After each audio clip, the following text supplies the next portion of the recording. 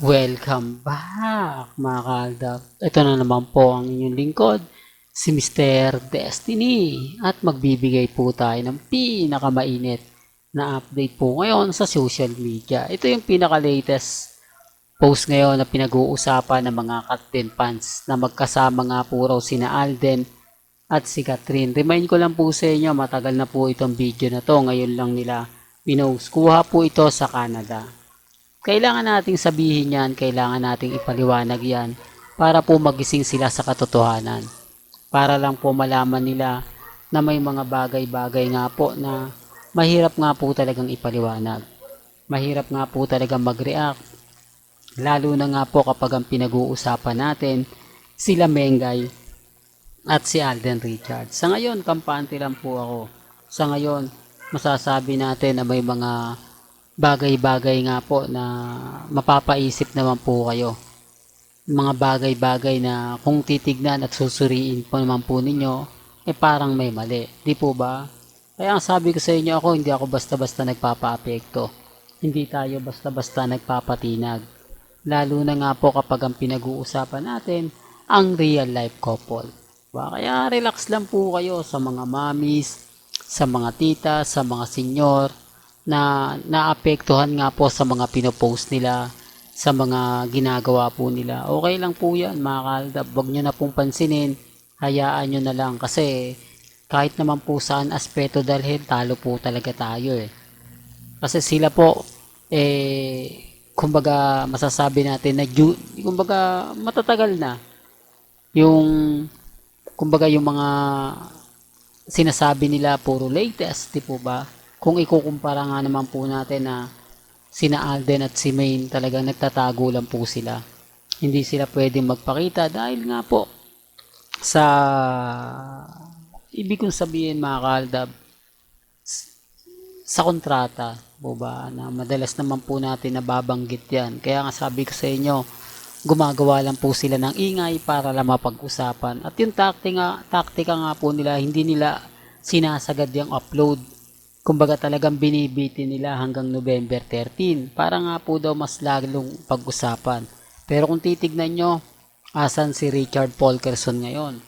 Asan si Maine Polkerson ngayon?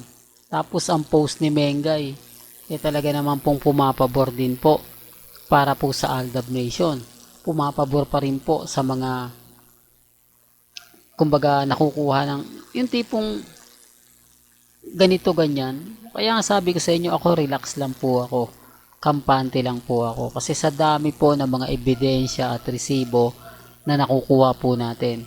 Sa dami po ng mga kumbaga pinapaliwanag nila, sinasabi nila, kampante pa rin po tayo.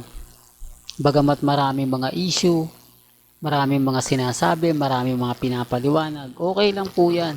Kasi dito naman po talaga eh. Di po ba? Gaya nga po ng ipapakita ko na to.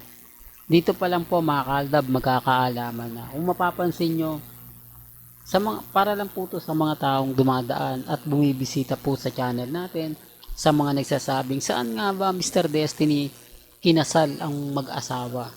At ano yung mga ebidensya at resibo ninyo na may relasyon o mag-asawa na nga po sila Mengay at si Congressman, si Alden Richards. Dito po mismo ang GMA nag-post po nito.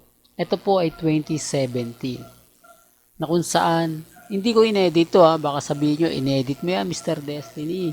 Hindi naman totoo yan.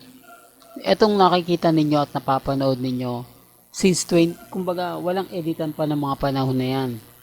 Hindi po uso yung mga edit na yan. Kaya ako nga po pinapakita po sa inyo yan eh. Di po ba? Hindi pa uso yung mga prank, scripted, wala pa po. Po ba? Kasi ng mga panahon na yan, masaya pa po ang Aldab niyan eh. Kumbaga, yun yung mga panahon na wala pang bawal. Nagkaroon lang naman po ng bawal yung simula 2018 eh. Yung nanganak na po si Mengay. Yung gusto na ng GMA kunin si Mengay, gagawin nilang talent. Di po ba? Na hindi naman po pumayag si Mengay. Kasi syempre, kapag naging talent ka ng GMA Network, mababawasan na po siya sa 8 Bulaga. Hindi po ba?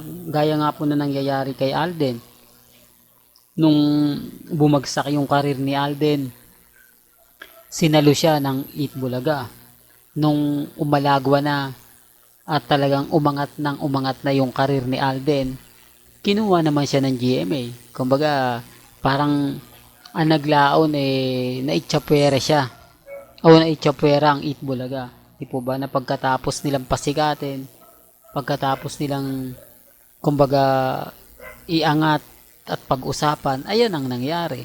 Kaya nga sabi ko sa inyo mga kaaldab, may mga bagay-bagay po na kaya ko lang naman po sinasabi at pinapaliwanag para rin po maintindihan nila, para din po malaman nila na hindi po lahat ng nababasa ninyo, nakikita ninyo, masasabi niyang totoo.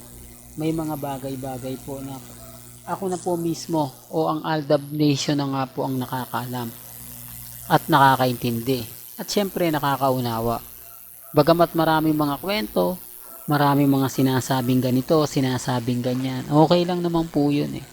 Ang importante lang naman po maging updated kayo. Ang importante lang naman po yung mga nangyayari at nagaganap.